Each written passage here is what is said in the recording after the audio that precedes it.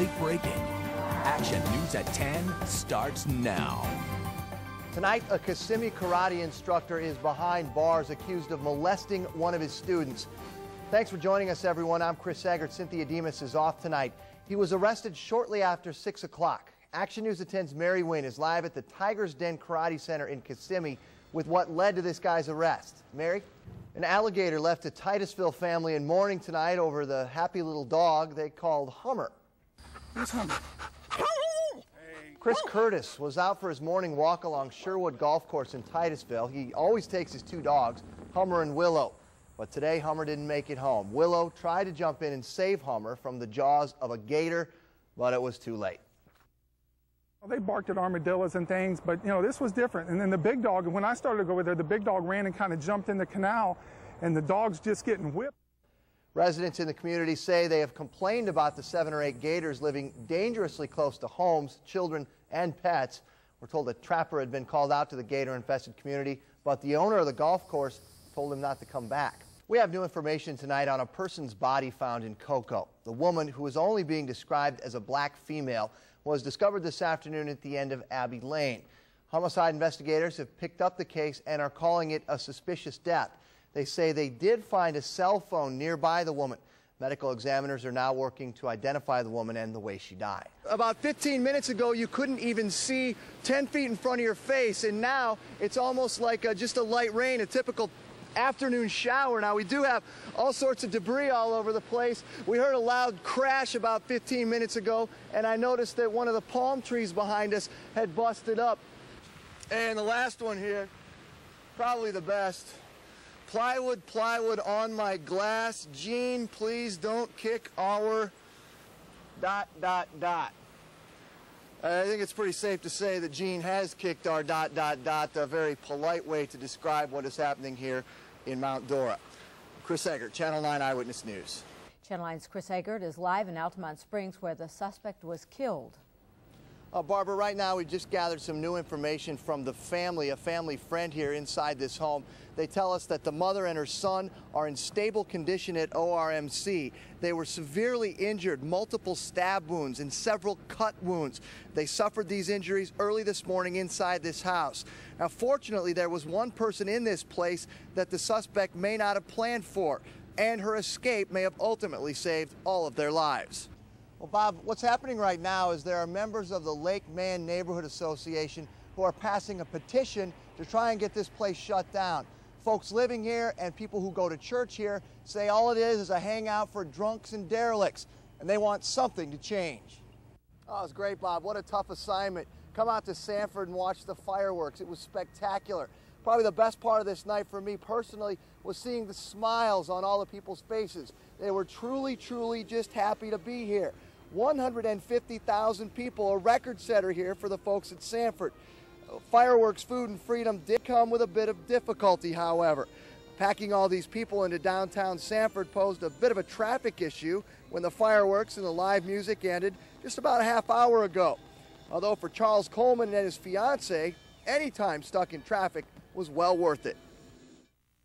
Oh yeah, we just said we're going to sit here for about a half hour, let most of the crowd thin out, and then we'll start picking up and leaving ourselves. Is it worth it to you, though? Oh, absolutely. Now, Sanford City officials did have a very elaborate plan to help get traffic moving out of town with the help of other Seminole County law enforcement agencies who also helped with last night's Red Hot and Boom fireworks show in Altamont Springs. Now, the goal was to get everyone out of here in 48 minutes.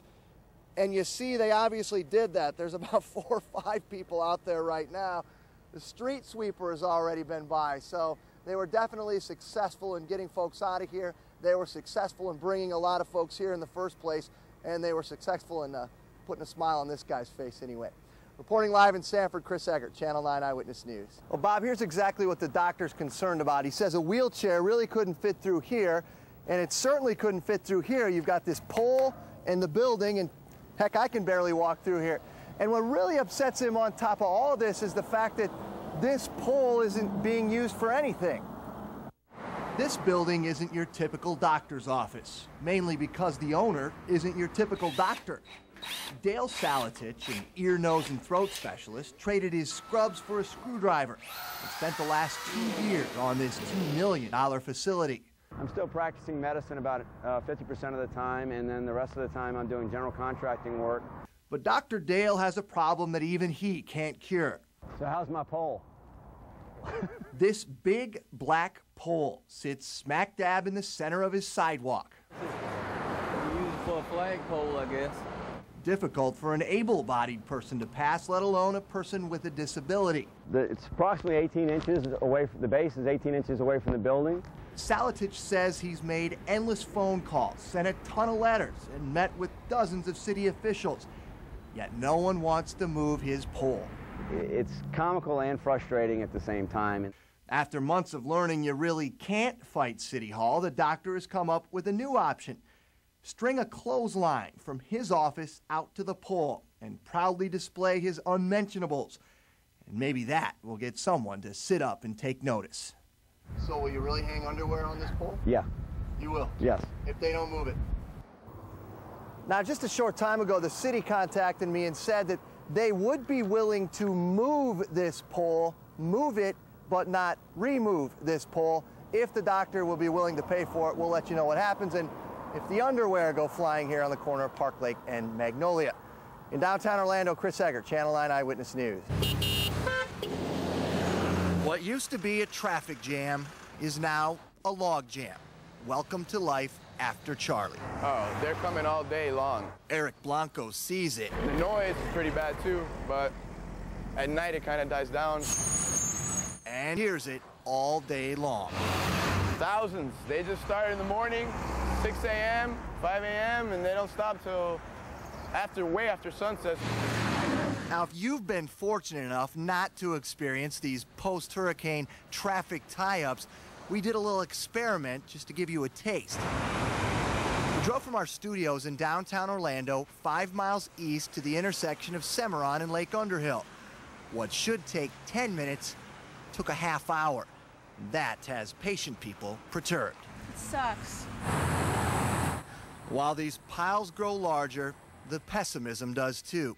So how about we end this story on a positive note? Considering that they're removing all the trees, it's acceptable. You know, I'm willing to sit through it as long as they clean up the neighborhoods and stuff. That's fine. Sorry, Charlie, but traffic was bad before you came, and what's brush hour today will be rush hour again tomorrow.